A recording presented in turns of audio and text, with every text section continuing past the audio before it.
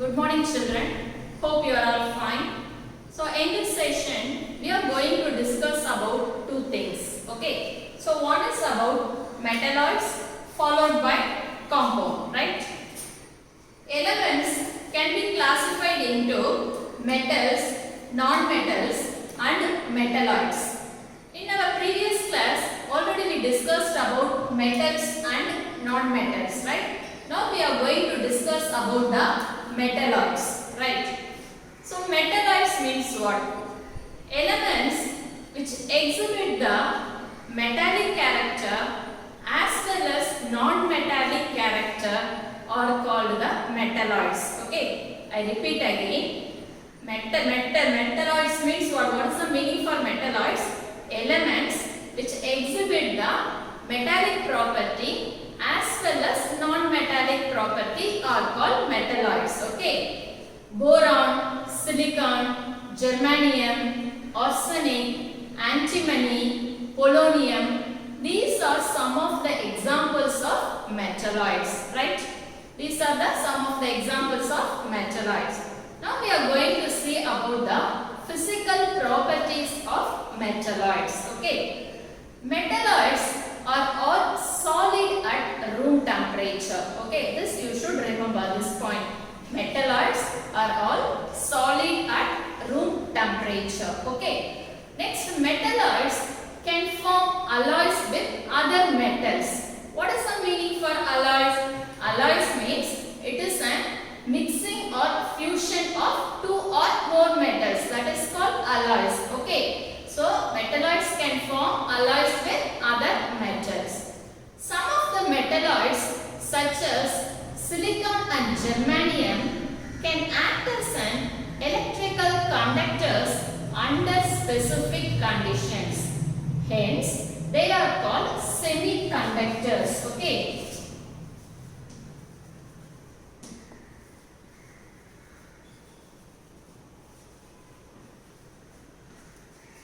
So, some of the metalloids such as silicon and germanium can act as an electrical conductors under specific conditions, hence they are called semiconductors. Electrical conductors means what? It is nothing but substance which conducts electricity. Then what is meant by semiconductor? Semiconductor means actually a substance which acts as a bad conductor at low temperature and acts as a good conductor at high temperature. Okay, this is called the what? Semiconductor. Okay, semiconductor means what? Substance which acts as a poor conductor at low temperature and acts as a good conductor at high temperature.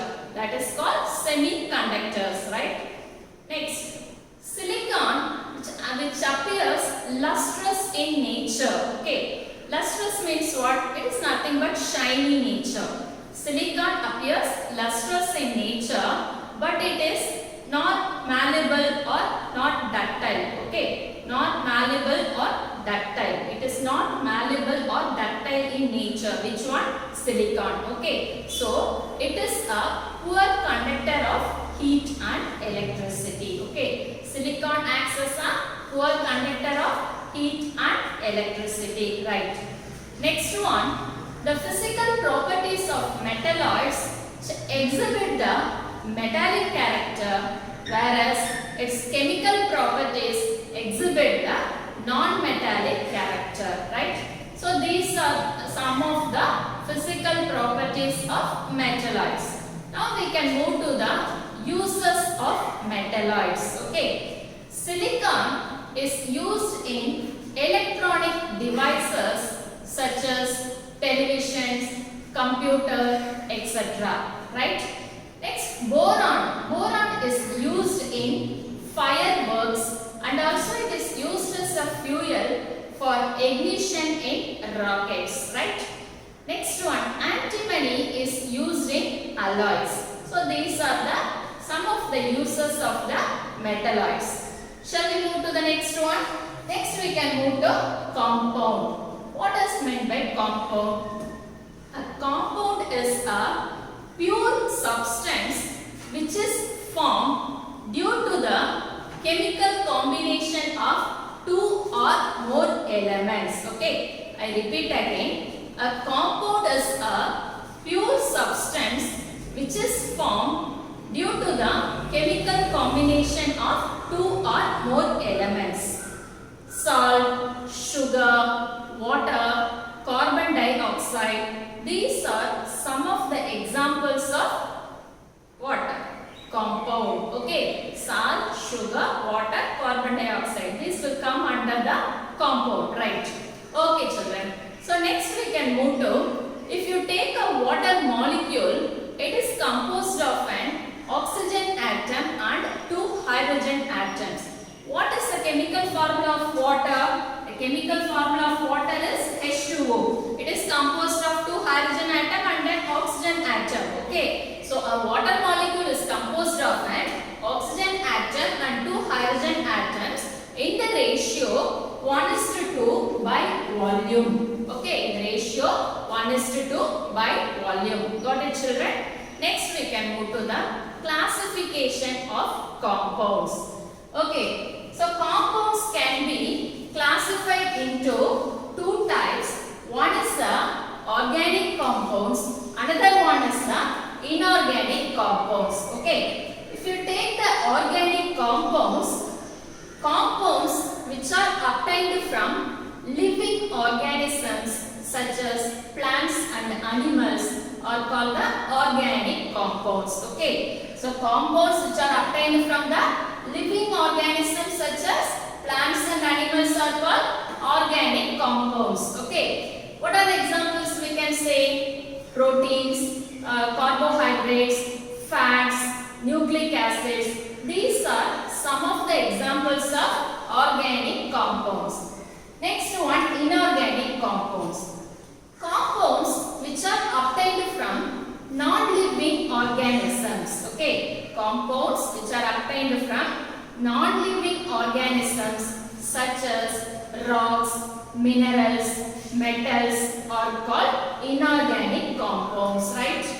Diamond, silver, sodium bicarbonate, calcium carbonate. These we can give the examples for inorganic compounds. Okay, what are the examples we can give for inorganic compound? Diamond, silver, calcium carbonate, sodium bicarbonate. Okay, because these things are getting from non-living organisms. Okay, so now tell me what's the difference between organic compound and inorganic compound? Organic compound means compounds obtained from living organisms. Inorganic compound means compounds obtained from non-living organisms. That's the difference between organic and inorganic compounds. Okay.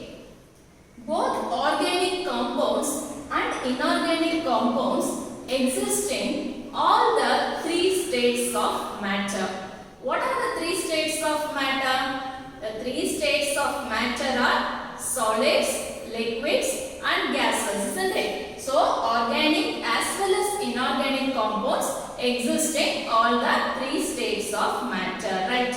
Now we can move to the compounds in solid. Okay, so compound name is given here and its constituent elements are given. You know the meaning for compound, right? Next we can move to constituent elements. What is the meaning for constituent elements? A substance which consists of two or more substances, okay, mixed together are called the constituent elements. I repeat again. Constituent element means a substance which consists of two or more substances which are mixed together are called the constituent elements. Okay. So first compound, what is given? Silica. Silica is the major constituent of sand. Okay. So its constituent elements are silicon and oxygen. Silicon element, oxygen element, both the elements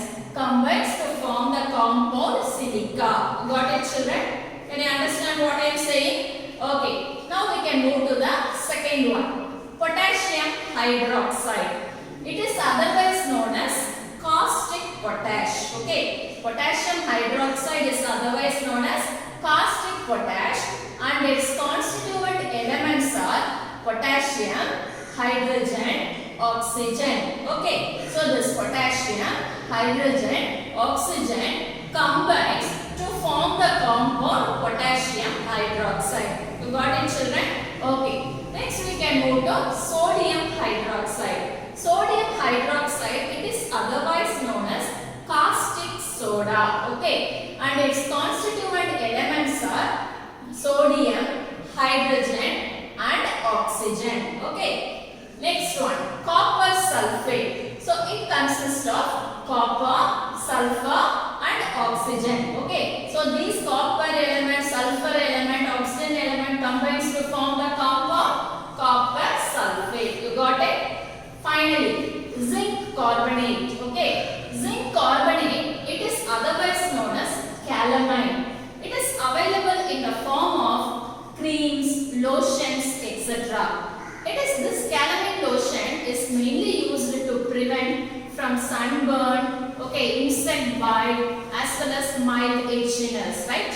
So zinc carbonate is otherwise known as calamine. Okay, so what are the constituent elements are present in zinc carbonate? Zinc, carbon and oxygen. So these are the constituent elements present in zinc carbonate. Understood, children? Shall we move to compounds in liquid now? Okay, compounds in liquid. Compound name is given as well as its constituent elements are given.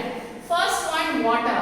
Water is composed of hydrogen and oxygen, isn't it? So this hydrogen element as well as oxygen element combines to form the compound water. You got it? Right.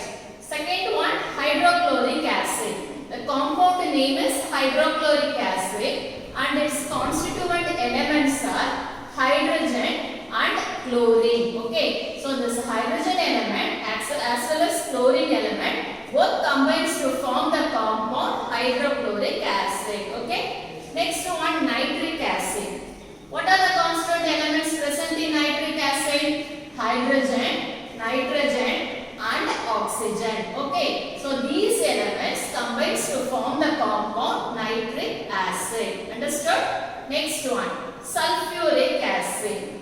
Here the constituent elements are hydrogen, sulfur and oxygen. All these, that is hydrogen, sulfur and oxygen combines to form the compound sulfuric acid. Got it? Next one, acetic acid. It is otherwise known as vinegar. Okay. So here, what are the constituent elements are present in acetic acid? Carbon, hydrogen and oxygen. Okay. So next we can move to compounds in gas. Compound is given, constituent elements are given.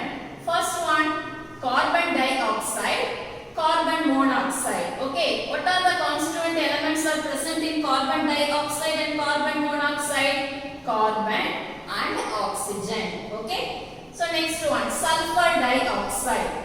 The constituent elements are sulfur and oxygen, right?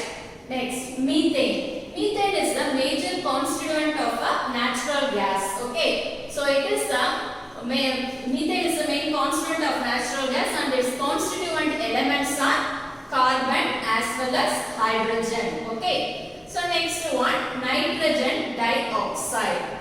The constituent elements are nitrogen as well as oxygen. Got it? Next one, ammonia. Ammonia is a compound of nitrogen and hydrogen. Understood? Yes, shall we move to the next one? Okay. Next we can move to the uses of compounds. Okay. So here, common name is given. Next one, its chemical name is given. And constituent elements are also given. Next we can see the uses, about their uses. Okay. First one, common name is water. What's the chemical name? Hydrogen oxide is the chemical name of water. Okay. So what are the constituents are present in water? Hydrogen and oxygen. Okay. Hydrogen and oxygen are present in water. What are the uses of water? It is used for drinking purpose and also it is used as a solvent. Okay. So next one, table salt. What's the chemical name of table salt? Sodium chloride. Okay. The chemical name of table salt is sodium chloride and its constituent elements are sodium and chlorine. Okay. Then what are the uses of table salt? It is an essential component of our daily diet. Okay. And also it is used as a preservative. Okay. To preserve fish, meat, etc. What is the meaning for preservative? Preservative, it is a substance which prevents from food spoiling organism. Food spoiling microorganism are called preservative, right? Next, sugar. Okay, its chemical name is sucrose, and the constituent elements present in sugar are carbon, hydrogen and oxygen, right? Okay, then what are the uses of sugar? Sugar is mainly used for the preparation of fruit juices, okay, toffees, etc. Okay, so sugar is mainly used for the preparation of toffees, sugar juices, sweets, for making sweets, etc. Okay, next one, baking soda. Its chemical name is sodium bicarbonate, and constituent elements present in baking soda are sodium, hydrogen, carbon and oxygen. Okay, so baking soda is mainly used in a fire extinguisher, and also it is used for the preparation of baking powder. Okay, also it is used for the preparation of cakes, bread, etc. Right? Next one, washing soda. Its chemical name is sodium carbonate. What are the constituents are present? Sodium, carbon and oxygen. These elements are present in washing soda. Then what is the use of washing soda? It is mainly used as a cleaning agent, and also it is used for softening the hot water, right? Next, we can move to the bleaching powder. Okay, its chemical name is calcium oxychloride. What's the chemical name of bleaching powder? Calcium oxychloride, and constituent elements present in bleaching powder are calcium, oxygen and chlorine, right? Okay, what are the uses of bleaching powder? It is mainly used as a bleaching agent, and also it is used as a disinfectant, and also used for the sterilization of drinking water, right? So bleaching agent means what? It is a substance which is used to remove the color. Okay. So next, what is a disinfectant means what? It is a chemical substance which prevents from disease causing microorganisms, right? Next one, quicklime. Its chemical name is calcium oxide. The constituent elements which is present in quicklime are calcium and oxygen. Okay. So this quicklime is mainly used for the manufacture of cement and glass, right? Next, slaked lime.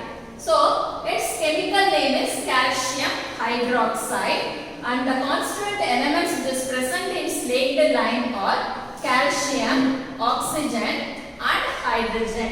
What are the uses of the slaked lime? It is mainly used for whitewashing of walls. Okay.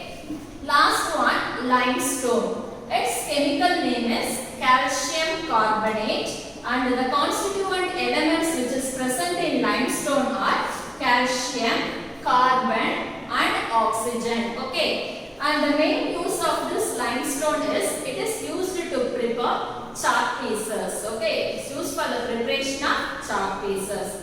That's the things about the uses of compounds, children. Okay. So now assignment I'll give you. Okay. First one, you have to go through everything, metalloids as well as compound, everything you should go through once. Okay. And your writing work is uses of compounds.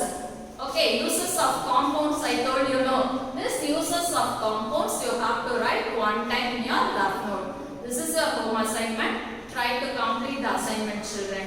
Thank you.